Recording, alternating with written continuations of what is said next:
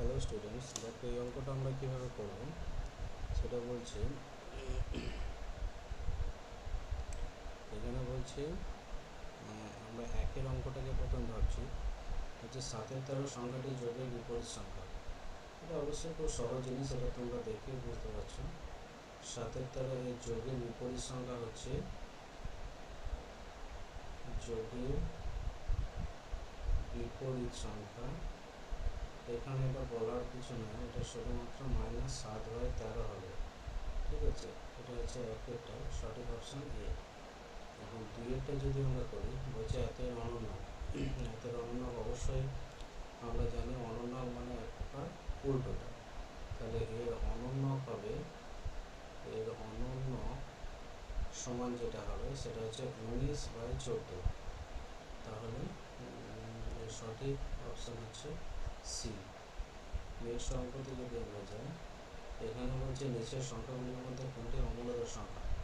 দেখো, 3-এরটার জন্য আমরা যেটা করবো, এ অপশনেতে এটা হচ্ছে √4 সমান হচ্ছে 2, বি অপশনেতে √9 ইকুয়ালস টু 3, সি অপশনেতে √0.25 এটা সমান হচ্ছে জাস্ট সরি এটা সমান আসবে গিয়ে 0.5। ডি অপশন যেটা আসবে এটা সমান 2 এসেই যাবে। তাহলে এখানে অমূল্যদের সংখ্যা হচ্ছে এটা বা এইটা। তাহলে কারেক্ট অপশন হচ্ছে অপশন ডি। আচ্ছা, এবার আমরা 4-এরটার জন্য যদি ভাবি, তাহলে বলেছে 3-এতে এটা খুবই সহজ জিনিস। দেখো, এখানে ভাজিত একই ছয় আছে। এই ধরনের অঙ্কগুলো আরও নিচু ক্লাসে আছে, এগুলো খুব সহজ জিনিস। এটা হচ্ছে 6/1 হবে, সমান এটা কাটাকাটি করে 9 অপশন আসবে। তো সঠিক অপশন হচ্ছে বি।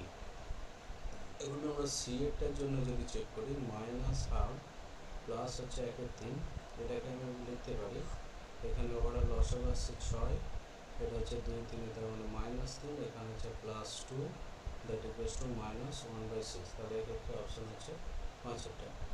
আচ্ছা, নেক্সট অঙ্ক দেখো তোমরা, সেটা বলছে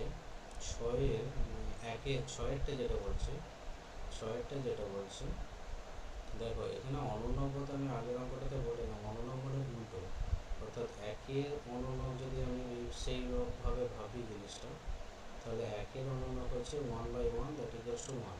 তাহলে এক্ষেত্রে সঠিক অপশন হচ্ছে বি। আচ্ছা, 7-এরটার জন্য আমি যদি ভাবি যে যোগের একসম উপাদান, এখানে একসম উপাদান, একসম কথা মানে হচ্ছে আইডেন্টিটি। আইডেন্টিটি জিনিসটা কি না, দেখো যোগের ক্ষেত্রে আমি যেটা ভাববো, যোগের ক্ষেত্রে একসম উপাদান, ধরো 5-এর একসম উপাদান হচ্ছে 0, কারণ একসম উপাদান বলতে সেই সংখ্যাটা যার সঙ্গে প্রদত্ত সংখ্যাটা যোগ করলে প্রদত্ত সংখ্যাটা ফেরত আসে, এটা থেকে এটাই ফেরত আসবে। তাহলে ইন জেনারেল আমি করতে পারি a + 0 ইকুয়ালস টু a। তাহলে এই জিরোটাকে বলা হবে যোগের একসম উপাদান, একসম উপাদান। ঠিক আছে, তেমনভাবে আবার যদি এটা আমি গুণের ক্ষেত্রে ভাবি একসম উপাদান, এটা যদি আমি গুণের ক্ষেত্রে একসম উপাদান ভাবি, তাহলে আমি যেটা ভাবতে পারি সেটা হচ্ছে, দেখো 5-এর সঙ্গে শুধুমাত্র 1 গুণ করলে আমি 5 পাবো, বা যে কোনো সংখ্যার সঙ্গে 1 গুণ করলে আমি সেই সংখ্যাটা ফেরত পাবো।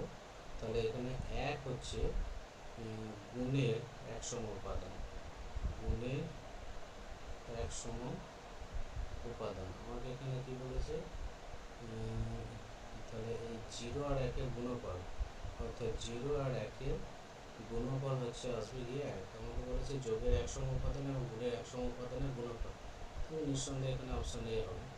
আচ্ছা, 8-এরটা এখানে করার উপায় নেই, তাহলে আমি কিছু মুছবো, জিনিসগুলো একটু খেয়াল করো। আমি পরেরটাতে যাচ্ছি, পরেরটাতে যেটা করবো 8-এরটা, সেটা হচ্ছে 8-এরটা কী বলেছে, এখানে 11/9-এর সঙ্গে কত গুণ করলে গুণফল ক্ষুদ্রতম ধনাত্মক পূর্ণ সংখ্যা হবে। দেখো এখানে 11/9 গুণফল ক্ষুদ্রতম ধনাত্মক পূর্ণ সংখ্যা হবে। আচ্ছা, মানে এখানে -11/9 আছে, এর সঙ্গে ক্ষুদ্রতম ধনাত্মক পূর্ণ সংখ্যা। আচ্ছা, আমি সাপোজ এখানে এক্স গুণ করতে হবে, তাহলে ক্ষুদ্রতম ধনাত্মক পূর্ণ সংখ্যা মানে 1 আসবে। তাহলে এখান থেকে এক্স সমান হচ্ছে -9/11, তাহলে সঠিক অপশন হচ্ছে ডি। আচ্ছা, এর পরেরটা আমি দেখো মানেরটা আমি করবো, এটা একটু মুছে দিচ্ছি যার জন্য। সেটা হচ্ছে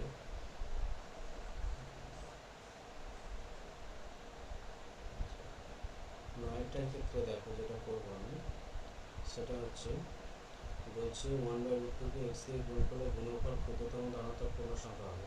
তার মানে 1/√2 আমি যদি এক্স দিয়ে গুণ করি ক্ষুদ্রতম ধনাত্মক পূর্ণ সংখ্যা মানে 1 আসবে।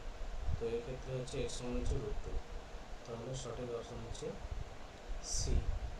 আচ্ছা, ঠিক আছে। এর পরের অঙ্কটা দেখো তোমরা, যেটা বলছে 10-এরটা।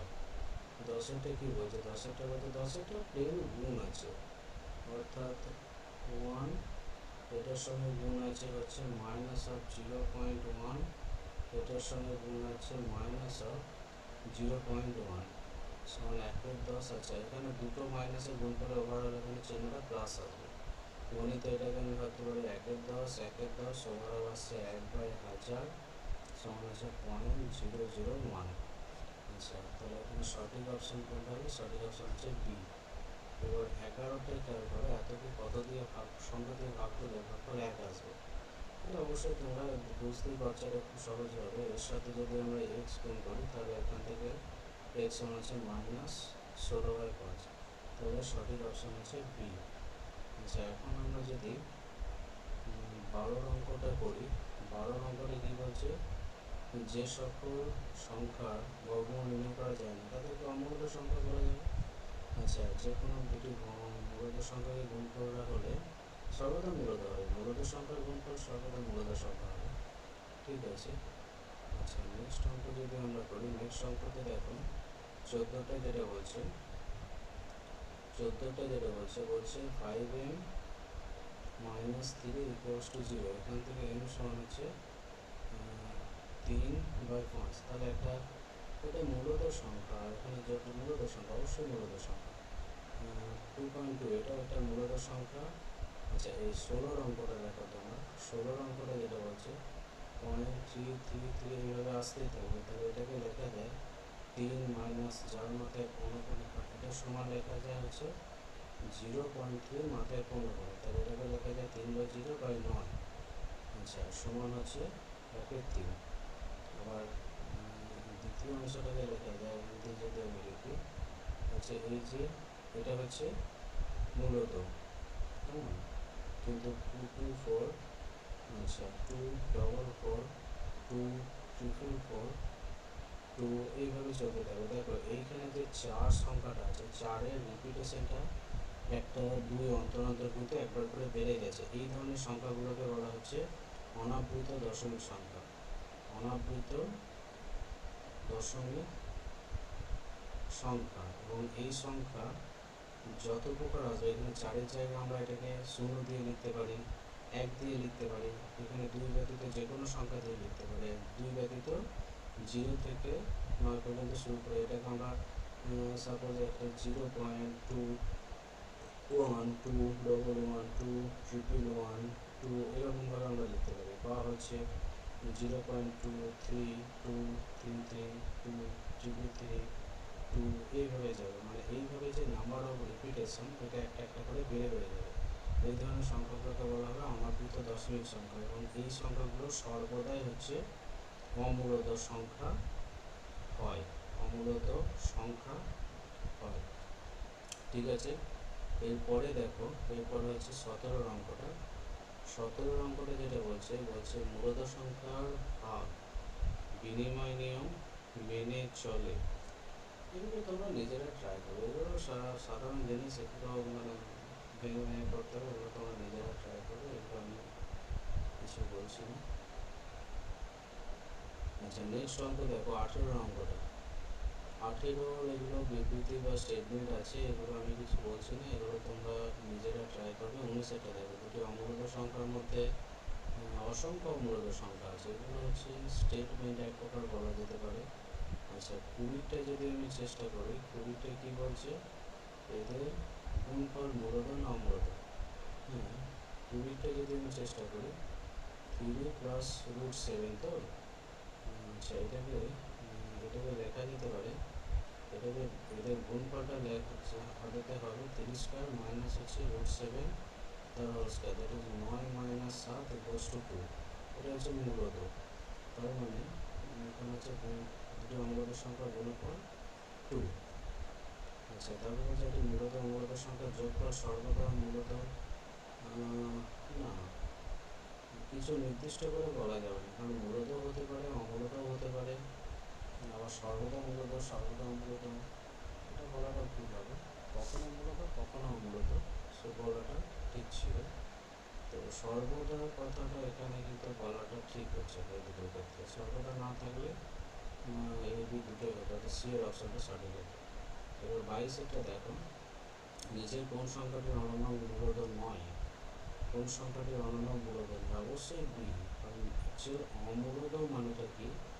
মূলদ নয়, মূলদ নয় মানে হচ্ছে অমূলদ। আর অমূলদ ব্যাপারটা কি? অমূলদ হচ্ছে যার মূল আমরা নির্ণয় করতে পারবো না, মূল অনির্ণেয়, মূলটা হচ্ছে অনির্ণেয়। এটা এখানে জিরোর যদি অনন্যক নিই আমরা, জিরোর অনন্যক হচ্ছে 1/0, সেটা এক প্রকার অসংজ্ঞাত।